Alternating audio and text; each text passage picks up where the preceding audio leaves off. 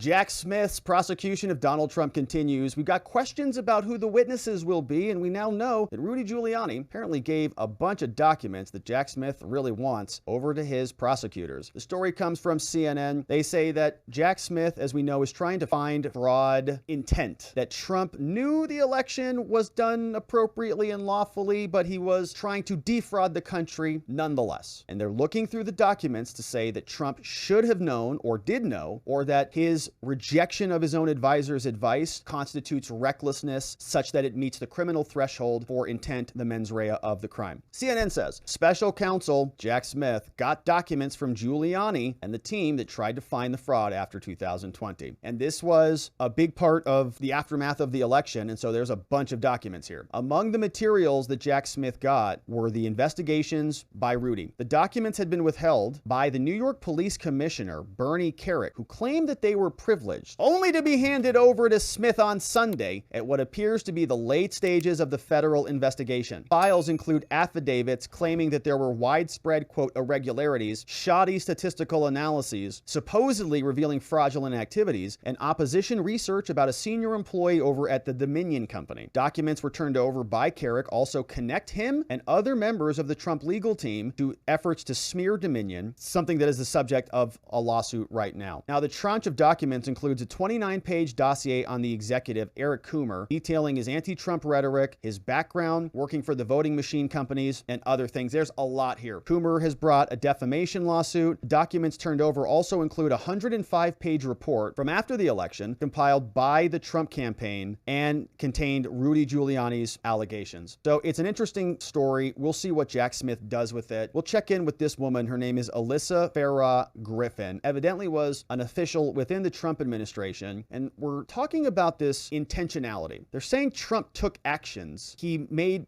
orders, made statements, did certain things, gave certain speeches. Those were the actions. But did he have the mental state, the mind that was guilty enough to say that he was knowingly doing something criminal, or he was recklessly doing something criminal? Or did he genuinely believe that this whole thing was stolen and this was his best leadership in the best interest of America? They're trying to show that that latter explanation is not true. They're trying to show that this guy's corrupt, and so they're dragging out people like Alyssa to say, what do you think? Alyssa, I'm curious to get your response to this new reporting, because you worked in the White House around this time. Did you notice a shift in the former president's attitude from praising election security to all of a sudden doubting it just a few weeks later? This was remarkable to hear because I'm familiar with that meeting, and I know there were others where former CISA Chris Krebs had briefed the former president about just how secure American elections were and the many steps that had been taken to put us in a place where we could truly trust the institution of elections. But it was when about, I would say, April or May of 2020, kind of the height of COVID and also the former president's poll numbers began to plummet, that he started raising doubts about mail-in voting. And I actually remember being in an Oval Office meeting about that time where the campaign called the president and I was sitting there and they basically said, stop casting doubt on mail-in voting. You're going to depress your own voter turnout.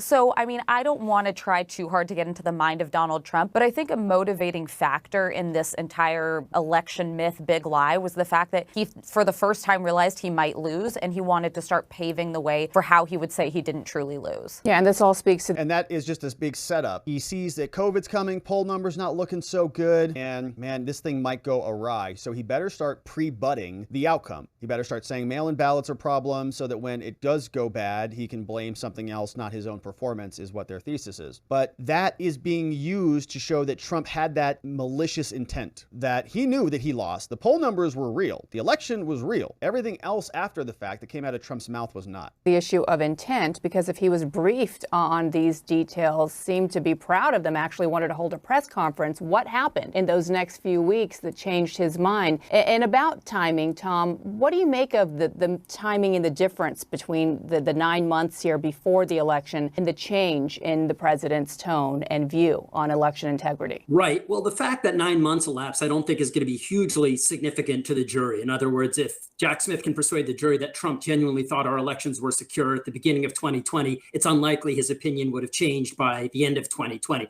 And look, I think what's significant here. I totally disagree with that. At the beginning of 2020, there was no COVID. The elections were normal. After March and in the months leading up to the election, stuff got changed all over the country, including what we could talk about. We could no longer even speak openly, but that's outside of the election mechanics. Specifically within the operations of the elections, there were rules that were being changed, in my opinion, unconstitutionally all throughout this country. State legislatures have the authority to govern elections. When Mark Elias files a lawsuit and a Secretary of State who's within the executive branch or the election committee within the executive branch and some judge in another branch, they agree that, oh no, my COVID, to save America, we've got to move these rules around. That's a breach of the Constitution. They are usurping the legislature. So at the beginning of 2020, that was not the case. By the time November rolled around, that was absolutely the case. And so Trump is well within his purview to change his opinion on this. If they're trying to pin him down in early 2020 as though like elections are amazing and his opinion is revised, so what? All of our opinions were revised. I used to think we had a real country prior to COVID and that we cared about things like free speech and like not shutting people's businesses down without due process or not denying people medical care because they didn't take your shot. We all thought the country was a whole different place. And then we found out it's not. So Trump's allowed to do that. And the attempt to pin him down, I think, is not going to work. Is that although we may not want to get into the mind of Donald Trump,